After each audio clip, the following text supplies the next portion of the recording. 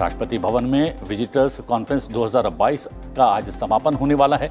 Conference में आज उच्च शिक्षा संस्थानों की अंतर्राष्ट्रीय रैंकिंग, शिक्षा, उद्योग और नीति निर्माताओं के बीच सहयोग, स्कूल, उच्च और व्यावसायिक शिक्षा को एकीकृत करना जैसे विभिन्न मुद्दों पर प्रेजेंटेशन और विचार विमर्श होगा। हम बता दें कि मंगलवार को राष्ट्रपति रामनाथ कोविंद ने सम्मेलन की शुरुआत की और कहा कि भारत के असाधारण विकास में उच्च शिक्षण संस्थानों का महत्वपूर्ण योगदान है। नई शिक्षा नीति में भारतीय भाषाओं में शिक्षण पर विशेष बल दिया गया है। Institutions of higher education have a major responsibility of transforming the impressionable youth. For this, we need to address their aspirations as they are future leaders in various spheres of life.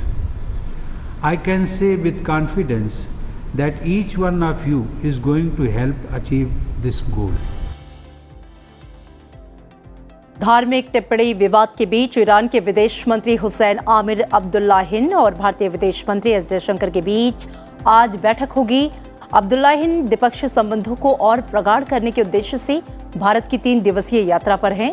अरब जगत में विवादित टिप्पणी के चलते सामने आई तीखी प्रतिक्रिया के बाद इस्लामिक सहयोग संगठन के किसी सदस्य देश के वरिष्ठ मंत्री की ये पहली भारत यात्रा है। विदेश मंत्रालय के अनुसार अब्दुल्लाहिन नई दिल्ली में बैठकों के बाद मुंबई और हैदराबाद की यात्रा भी करेंगे। प्रधानमंत्री नरेंद्र मोदी ने मंगलवार को ग्रेटर हैदराबाद नगर निगम के भाजपा पार्षदों से मुलाकात की। इस दौरान पीएम ने विश्वास व्यक्त किया कि पार्टी सुशासन और तेलंगाना में वंशवादी कुशासन को समाप्त करने के लिए काम करेगी। नीतिगत दरों के बारे में फैसला करने वाली आरबीआई की मौद्रिक नीति समिति की 3 दिन की बैठक मंगलवार को शुरू हुई।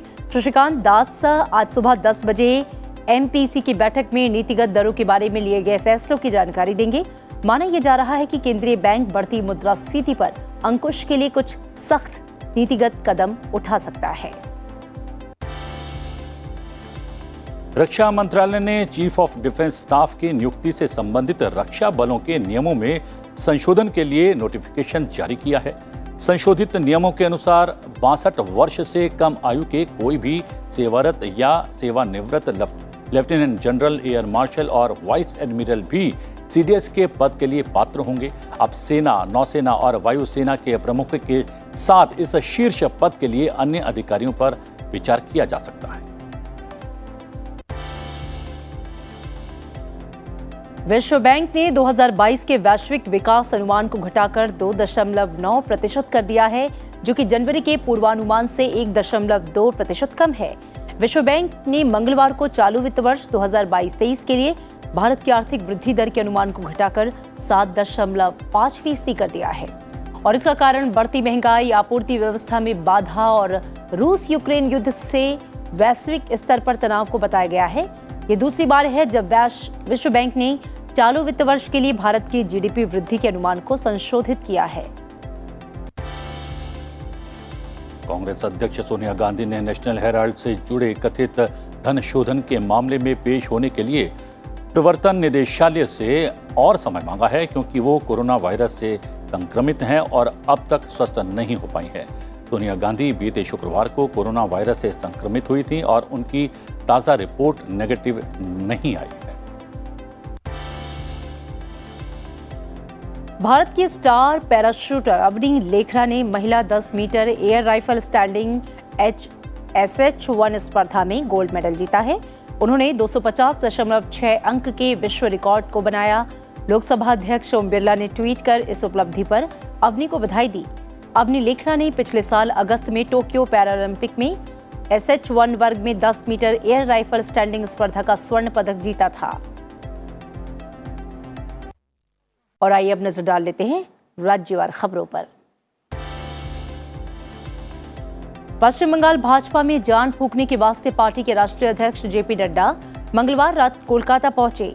भाजपा प्रमुख अपने 2 दिवसीय दौरे के दौरान पार्टी नेताओं और कार्यकर्ताओं के साथ कई बैठकों की अध्यक्षता करेंगे। हिमाचल प्रदेश के मंडी में लैपटॉप वितरण का राज्य स्तरीय कार्यक्रम आज होने वाला है। इस दौरान मुख्यमंत्री जयराम ठाकुर 2900 मेधावियों को लैपटॉप देंगे। शेष मेधावियों को विधानसभा स्तर पर लैपटॉप दिए जाएंगे। महाराष्ट्र में राज्यसभा की 6 सीटों के लिए आगामी 10 जून को होने वाले चुनाव को लेकर राजनीतिक सरगर्मियां तेज हो गई हैं। नवंबर 2019 में छोटे दलों और निर्दलीय विधायकों के समर्थन से शिवसेना के नेतृत्व में बनी महाविकास आघाड़ी सरकार में फूट पड़ गई है। जिन छोटे दलों और निर्दलियों ने उस समय उद्धव ठाकरे को समर्थन दिया, उन्होंने अब किनारा कर लिया। राज्यसभा चुनाव को लेकर एमवीए के नेताओं ने मंगलवार को दक्षिण मुंबई स्थित होटल ट्राइटेड में पार्टी के विधायकों की बैठक बुलाई, जिसमें शिवसेना, कांग्रेस और एनसीपी के सभी विधायक शामिल हुए। इस दौरान मुख्यमंत्री उद्धव ठाकरे से लेकर एनसीपी सुप्रीमो शरद पवार और कांग्रेस के मल्लिकार्जुन खड़गे, साथ ही एचके पाटिल ने उन्हें न केवल राज्यसभा चुनाव का गणित समझाया, बल्कि एकजुट रहने के लिए प्रेरित किया। दिल्ली सरकार में मंत्री सत्येंद्र जैन की मुसीबत बढ़ती हुई नजर आ रही है।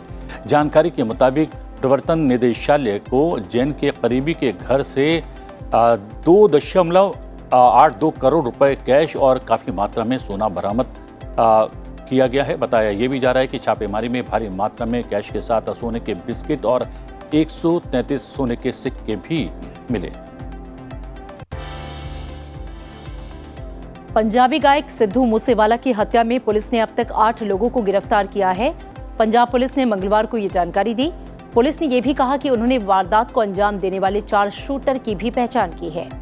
पुलिस ने बताया है कि आरोपियों को गायक पर गोली चलाने वाले लोगों को जगह मुहैया कराने, रेकी करने के आरोपों में गिरफ्तार किया गया है। मूसेवाला की 29 मई को मानसा में अज्ञात हमलावरों ने गोली मारकर हत्या कर दी थी। जम्मू कश्मीर में आतंक के खिलाफ सुरक्षा बलों का एक्शन लगातार जारी है। सुरक्षा बलों ने पिछले करीब 24 घंटों में 3 अलग अलग मुठभेड़ों में 4 आतंकवादियों को मार गिराया है। राजधानी दिल्ली में सोमवार को तापमान 44 से 47 डिग्री सेल्सियस रहने के बीच मौसम विभाग द्वारा दिल्ली और आसपास के अन्य इलाकों में भीषण गर्मी को लेकर ऑरेंज अलर्ट जारी किया गया है। भारत मौसम विज्ञान विभाग के अनुसार हरियाणा, पंजाब, दिल्ली, उत्तर प्रदेश और मध्य प्रदेश के साथ ही राजस्थान के कुछ हिस्सों में लू का प्रकोप रहेगा। अमरावती अकोला हाईवे पर लोनी से मूर्तिजापुर तक बिटुमिनस कंक्रीटीकरण का रिकॉर्ड कायम हुआ है। 5 दिनों में 75 किलोमीटर बिटुमिनस कंक्रीट पेविंग का काम मंगलवार की रात करीब 9 बजे पूर्ण हो गया। राजपथ इंफ्रा प्राइवेट लिमिटेड ने 108 घंटे में 75 किलोमीटर लंबी निर्बाध सड़क निर्माण कर निरंतर बिटुमिनस कंक्रीट पेविंग की श्रेणी में गिनीज वर्ल्ड रिकॉर्ड स्थापित कर लिया है। और अब अंतर्राष्ट्रीय समाचार। रक्षा मंत्री राजनाथ सिंह मंगलवार को वियतनाम पहुंचे। हवाई अड्डे पर वियतनाम में भारत के राजदूत प्रणय वर्मा और वियतनाम के राष्ट्रीय रक्षा मंत्रालय के वरिष्ठ अधिकारियों ने राजनाथ सिंह का स्वागत किया। अपने 3 दिवसीय दौरे पर वियतनाम पहुंचे राजनाथ सिंह द्विपक्षीय रक्षा संबंधों के साथ कई अहम मुद्दों पर बातचीत करेंगे। रक्षा मंत्री अपने वियतनामी समकक्ष जनरल वॉन गियोंग के साथ गहन बातचीत भी करेंगे। उनकी ये यात्रा चीन की बढ़ती दादागिरी के खिलाफ दक्षिण पूर्व एशियाई देशों के साथ समुद्री सुरक्षा सहयोग में सामंजस्य को दर्शाती है। इसके अलावा राजनाथ सिंह वियतनाम के राष्ट्रपति गुयेन जुआन फुक और प्रधानमंत्री फॉम मिन चिन के साथ भी मुलाकात करने वाले हैं। श्रीलंकाई मंत्रिमंडल ने संविधान के 21वें संशोधन पर सत्तारूढ़ दल के कुछ सदस्यों के कड़े विरोध के बाद उसे 1 सप्ताह के लिए टाल दिया। संशोधन के बाद संसद को राष्ट्रपति से अधिक शक्तियां और अधिकार मिल जाएंगे। संविधान के 21वें संशोधन के जरिए अनुच्छेद 20A को निरस्त किए जाने की उम्मीद है, क्योंकि राष्ट्रपति गोटाबाया राजपक्षे को व्यापक शक्तियां प्रदान करता है। श्रीलंका में प्रस्तावित संशोधन का मसौदा सोमवार को मंत्रिमंडल की बैठक में पेश किया गया। सत्तारूढ़ श्रीलंका पोदुजाना पेरामुना पार्टी का एक वर्ग मौजूदा आर्थिक संकट से निपटने के बिना 21वां संशोधन लाने के खिलाफ है। इस बीच विवादित टिप्पणी मामले में नीदरलैंड ने भारत का समर्थन किया है। नीदरलैंड के सांसद गीट विल्डर्स ने ट्वीट कर नुपुर शर्मा का समर्थन करते हुए कहा कि भारत पूरे मुद्दे पर माफी क्यों मांगे। उन्होंने ट्वीट करते हुए लिखा, कि ये हास्यास्पद है कि अरब और इस्लामी देश भारत से माफ़ी मांगने को कह रहे हैं। भारत माफ़ी आखिरकार क्यों मांगे? इसके साथ ही उन्होंने एक और ट्वीट के जरिए ये कहा कि तुष्टीकरण कभी काम नहीं आता, ये केवल चीज़ों को और ख़राब करेगा। इसलिए भारत के मेरे प्यारे दोस्तों, इस्लामिक देशों से डरो मत। गौरतलब है कि विवादित टिप्पणी मामले में अरब देशों ने भारतीय राजदूतों को तलब कर विरोध दर्ज करवाया था। 3 महीने से भी ज्यादा समय से चल रहे रूस यूक्रेन युद्ध में पुतिन का यूक्रेन को एक और बड़ा झटका। पश्चिमी देशों से यूक्रेन को मिली तोपों को रूस की सेना ने तबाह कर दिया। रूस के एक सैन्य अफसर ने यह कहा है कि रूसी तोपखाने बैराज ने देश के पूर्व में यूक्रेन के बाकी साजो सामान को भी तबाह कर दिया है। आपको बता दें कि पिछले दिनों ही पश्चिमी देशों ने रूस का मुकाबला करने के लिए यूक्रेन को एक बेहतरीन तोपें और अन्य हथियार दिए थे और इसी बीच रूस ने यूक्रेन के एक बड़े हिस्से पर कब्जा कर लिया। साथ ही उसके कई महत्वपूर्ण शहर भी रूसी सेना के नियंत्रण में हैं। मंगलवार को भारत, चीन सहित कई देशों ने एक संयुक्त बयान जारी किया, जिसमें इन देशों ने जोर देकर कहा कि विकासशील देशों को गरीबी उन्मूलन के अपने लक्ष्यों के कारण शुद्ध शून्य उत्सर्जन तक पहुंचने के लिए 2050 से आगे की अतिरिक्त समय सीमा देने की आवश्यकता है।